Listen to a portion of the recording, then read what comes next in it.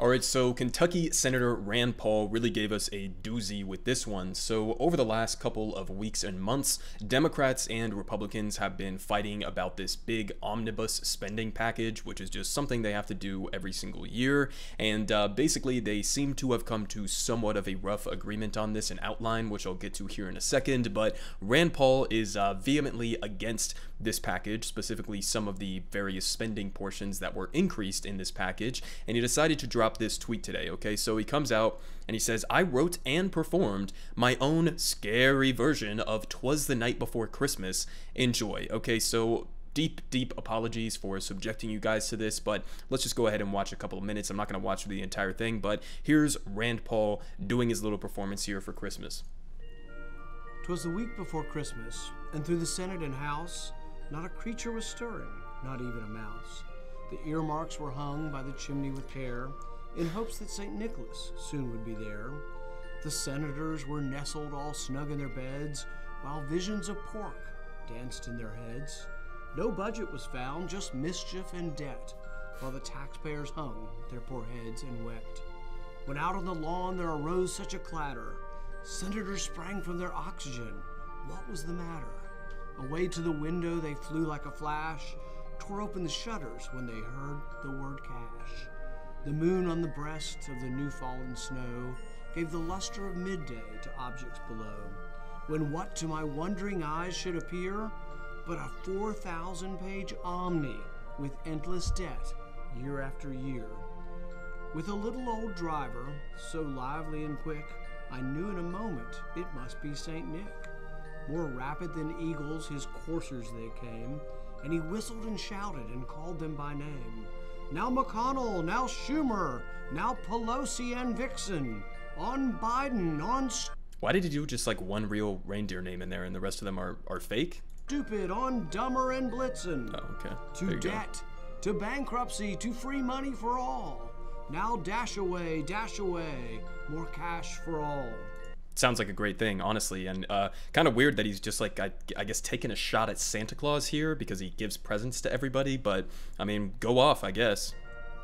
And then, in a twinkling, I heard on the roof the prancing and pawing of each little hoof. As the economy threatened to run aground, down the chimney St. Nicholas came with a bound. He was dressed all in fur from his head to his foot, and his clothes were all tarnished with ashes and soot. A bundle of earmarks he had flung on his back, an appropriator's dream opening his pack. His eyes, how they twinkled, his dimples how merry. His cheeks were like roses, his nose like a cherry. You should just honestly make out with him at this point, honestly, man. This spending season, instead of naughty and nice, Santa brought everyone something, regardless of price. He was chubby and plump, a right jolly old elf, and I laughed when I saw him in spite of myself. A wink of his eye and a twist of his head, he said not to worry, there's always the Fed. He spoke not a word and went straight to his work. Undeterred by the debt, he turned with a jerk. For naughty Pentagon that lost billions last year, a fat stocking with extra cash and cheer. Okay, that's actually, you know, I'll hand it to him on that one, right? The Pentagon got billions and billions of dollars in excess funding. The budget is already completely fucking ridiculous. So the fact that he's at least not just going after programs like Medicare and Medicaid and Social Security, but also going after the Pentagon budget, okay, I guess that's a positive thing here, right? And don't forget a delicious candy cane, sweet, with $40 billion to tide over Ukraine. Because of the climate, it's not PC to leave coal. No one seems to care, because we're trillions in the hole. Don't worry about leaving the budget a mess. Democrats have given you 87,000 agents of the IRS. Pretty misleading. This is something that conservatives have been talking about relentlessly, the additional IRS agents that the Biden administration was calling for. And I mean, listen, number one, a lot of those positions that are going to be filled by these new agents are positions where people are either retiring or they've lost some of the people who worked at those positions. So they're sort of just like backfilling. And also, it's not 87,000 new IRS agents like right here and now. It's extended over a lengthy time period. So this like hysterical notion that the IRS is going to come busting down the door more of random working class Americans or something like that. It's just not the case with how that bill was actually structured. But So St. Nick laid his finger aside his nose, and giving a nod up the chimney he rose. He sprang to his sleigh, his economist agog, numbing the pain with a cup of eggnog. Up and away through the countries in tatters, free stuff for all, sky-high prices don't matter.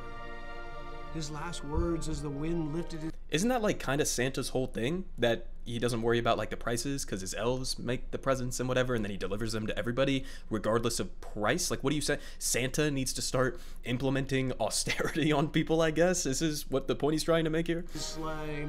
If people lack money, just print. It's okay. But I heard him exclaim, ere he drove out of sight, happy bankruptcy to all, and to all a good night. All right, so just going to cut it off there. I mean, I'm deeply, sorry for subjecting you all to that. But listen, the reason why I'm covering this is, number one, because I'm going to tell you a little bit more about what's actually in this omnibus bill and what's not in this omnibus bill. Obviously, that was cringe. Obviously, that was horrible to have to sit through. But there's a couple different points that he's making there. And generally, his view is that we need to slash government spending because we have a massive national debt, okay? And this is something that is so overhyped and ridiculous, and honestly something that pretty much nobody within our Congress has honest conversations around. Both Democrats and Republicans frequently bring out the national debt. We heard this from Joe Manchin during the Build Back Better negotiations. They always bring out, oh, the debt, the deficit, all of this wasteful spending, but only, usually, except for in the case of Rand Paul here, only when it comes to issues of policies that actually materially improve working class people's lives. Now, Rand Paul is one of the few cases where he actually will go out and call out the Pentagon budget, but pretty much 99% of our Congress has absolutely nothing to say, even as the Pentagon fails their 5th audit in a row, which I just talked about yesterday, even as we have every single year tens of billions of dollars in additional spending that is tacked on to the military budget. So, I mean, it's always an argument that is brought out when it's used to push austerity on working class people. This idea that the national debt and the deficit is something that we should all be terrified of. And even as some conservatives and liberals portray it, something that's like a national debt that is equivalent to like a credit card debt or your personal debt that you have as an individual, that's just not the case. That's not how government spending works. Highly recommend everybody, I've mentioned this before on the channel, but highly recommend everybody go check out Stephanie Kelton's book, The Deficit Myth, because you'll get a better understanding in terms of how federal government spending actually works. Now, this doesn't apply for state and local governments, it doesn't apply for households, it doesn't apply for businesses, but the federal government, the US government, has a monopoly over the production and the distribution of the US dollar. And so basically what that enables the federal government to do is to operate without the same constraints that a house or a state and local government that does rely on tax revenue in order to operate. They don't have to abide by the same constraints where you're bringing in X amount of dollars in taxes in order to spend X amount of dollars on investments in things like infrastructure and healthcare, etc., right? That is not how federal government spending works. When the government wants to go spend money on something, they have Congress, they have the power of the purse, they appropriate that spending, and then the Federal Reserve, I mean, in some cases, quite literally, just goes on a keyboard and marks up the accounts that they have with a lot of these banks to inject more money into the economy. That money is then used to go spend on all of these various projects, and it's distributed, right? So the government is not constrained at the federal level by the debt and the deficit. They're essentially completely irrelevant, and even honestly calling them a debt, calling the national debt, which we typically refer to it as a debt, is extremely misleading, because again, nobody is coming to bust down the door of the United States or to arrest all Americans and try to collect on that debt. That's not how it works. It's basically more of just like an accounting of how much money we've spent, how much money we've brought in taxes. And the reason why you shouldn't necessarily care about that as an actual factor is because the main constraint that we have in terms of government spending are things like inflation. Okay, and so what it comes down to at the end of the day is, what are you spending your money on? It's not just about like, what is the price tag of X policy or something. It's about, is this going to be an investment that pays for itself in the long run? Is it going to expand the economy? Is it going to improve people's lives, right? And so things like healthcare, things like education, things like infrastructure over time pay for themselves, okay? Because again, you're expanding the economy, you're creating new jobs, you're lessening the burden on people's health, you are educating them so that they're more productive workers. All of those things are good investments in the American people that that don't actually like cost the amount that the initial price tag says that they do. Okay, something like a bad investment would be like the Pentagon budget, for example, where we dump, nearly $1 trillion a year into the Pentagon. They can't pass an audit. I covered on this channel just a couple days ago. They literally can only account for 39% of their trillions and trillions of dollars in assets. Okay, and we're spending this money to go do completely unnecessary and brutal wars overseas. We're spending this money on all of these completely failed weapons programs like the F-35 that we talked about the other day. These are not good, productive investments that are going to expand the American economy or improve working conditions for average Americans. That's a bad investment, okay? So that's really what government spending should be all about in terms of when we're having these debates on what we should spend money on, where we should cut spending. It's about, is this going to be, in the long run, a productive investment for the American people broadly, okay? That's the question you should be asking, not looking at the national debt and saying, oh my God, look at this big, terrible, scary number or something. We should slash all programs across the board, which is something Rand Paul would like to do, right? Slash the Pentagon budget, slash Medicaid, Medicare, Social Security, all of them, because we just can't afford it. It's complete bullshit. That's not how government spending works at the federal level. So this also reminded me of one more clip from Rand Paul from just a couple weeks ago, which I wanted to cover on this channel, didn't end up having the time, but he makes a similar argument here, which kind of to me just exposes how absurd this libertarian mindset or economic framework really is at the end of the day. So here's what he says.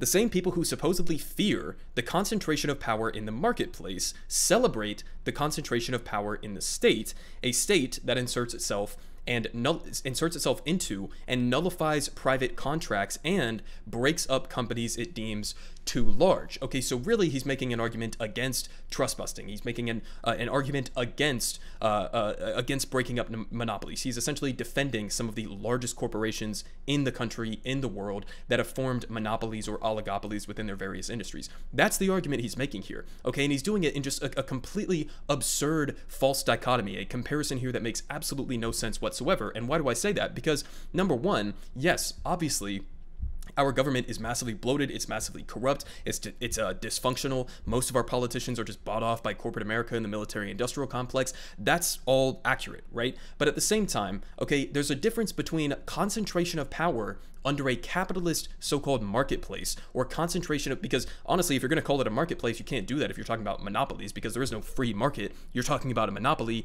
That's the definition of what he's actually addressing here, right? So that phrasing in and of itself is kind of hilarious, but there's a massive difference between concentration of power in a capitalist so-called marketplace, okay, which is inherently by its very nature authoritarian because of the structure of these corporations, the structure of that economic system. Okay, you have a handful of board of directors or a CEO who sits at the top. They get to make all of the decisions for the company. The average workers, the people who do the labor that provides the value that makes these companies profitable, the average people within these corporations have absolutely no say whatsoever. And so that's the key difference between concentration of power in the marketplace, which is authoritarian concentration, versus concentration, hypothetically, in a democratically representative government, okay?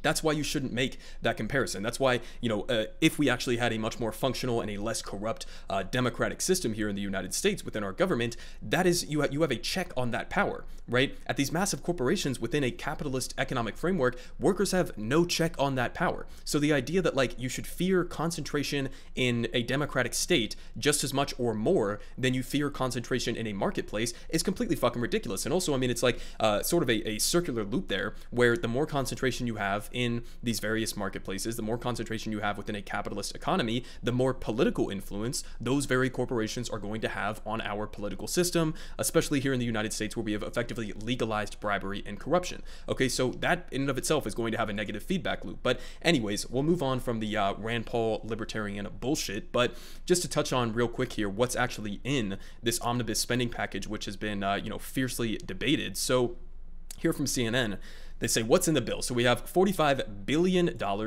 more that's going to Ukraine. Obviously I do not condone the invasion of Ukraine. I think that Vladimir Putin is a brutal imperialist aggressor. I think Ukrainians have every right to defend their territory and all of that good stuff. But I mean, like, do we have any idea where all of this money is actually going? Number one, do we have any idea that it's not, being sold on the black market? I mean, in fact, we do know for a fact that that is happening to some degree at least. But I mean, like, it just seems like the numbers of how much we are giving to Ukraine at this point are getting like kind of out out there, outlandish, because I mean, $45 billion, we're talking about a Russian military where their total budget for their military previously was only like upwards of like 60, 70, maybe $80 billion. So, I mean, I don't even know the total amount that we've given to Ukraine. Again, obviously I support, them pushing back the Russians, but what is the end goal of this war? Do we have any movements on diplomacy or peace negotiations or some sort of an exit to avoid an escalation of this war?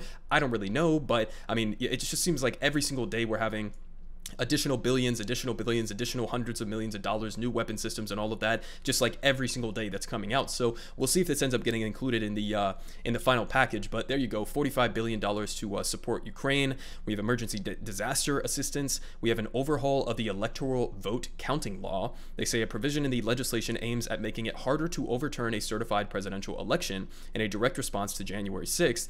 The changes would overhaul the 1887 Electoral Count Act, which then President Donald Trump tried to use to overturn the 2020 election. And they say the legislation would basically clarify that the vice president's role is completely ceremonial. It would also create a set of stipulations designed to make it harder for there to be any confusion over the accurate slate of electors from each state. Okay, so that should be interesting to get some follow-up details in terms of like what stipulations they're actually putting in there, because with the Supreme Court hearing on the what's it called, the the independent state legislature theory, whatever the result is of that Supreme Court case could effectively determine whether or not these state legislatures dominated by Republicans will be able to just reject the popular vote or accuse the election of being ripe with fraud, and so then just send their own custom slate of electors that they just pick out of their assholes. So it'll be interesting to see exactly what stipulations and whether or not that contradicts with the independent state legislature theory. But they also have funding for January 6th attack prosecutions, I guess, getting a couple $1 billion for that. Changes to Medicaid and other health programs. These are absolutely atrocious from what I've read into this. Seems like potentially millions of people are going to be at risk of getting cut from Medicaid, which is, again, the health insurance program, which is supposed to help the poorest people in the country. So that's absolute garbage. Higher maximum Pell Grant awards. That seems great. Increased support for military and veterans. Okay, don't conflate these two things, because support for the military in the terms of like increasing Pentagon funding, that's terrible. Support for veterans, that's a great thing. We should all support that. Beefing up nutrition assistance, that also seems good. More money for child care, okay.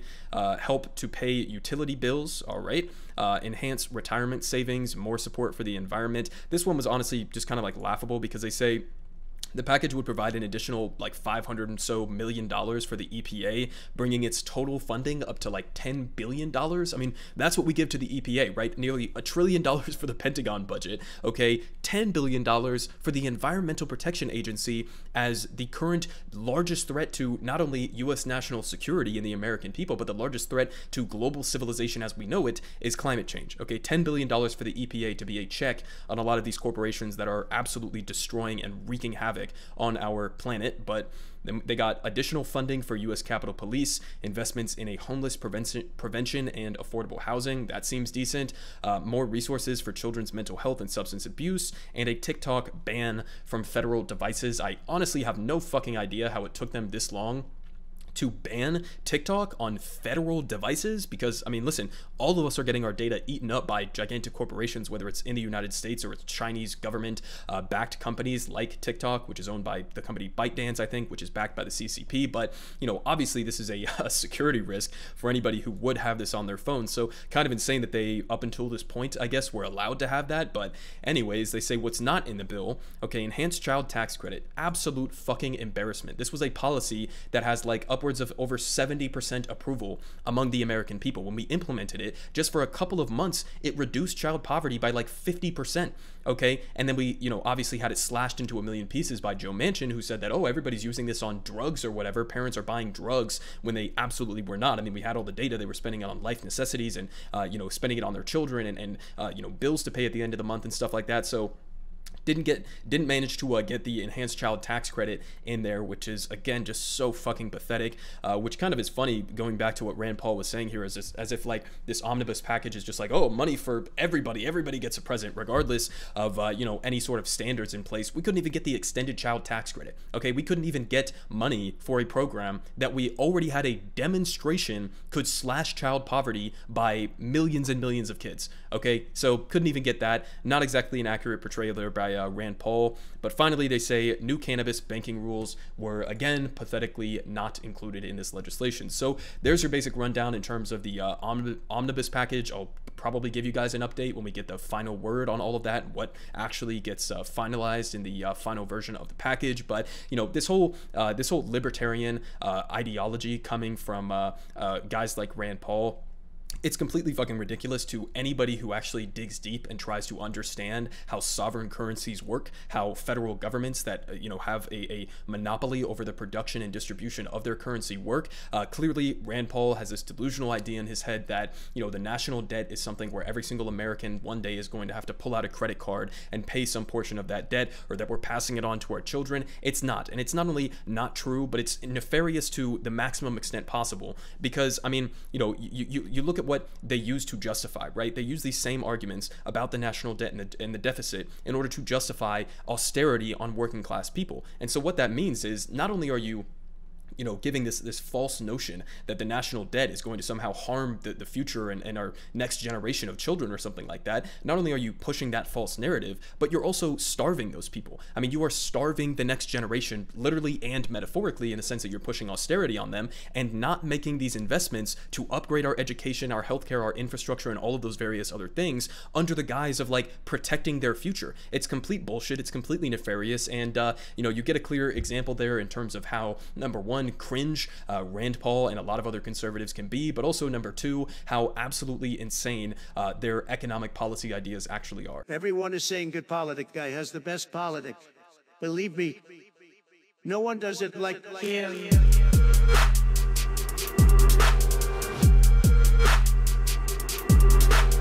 Believe me, everyone is saying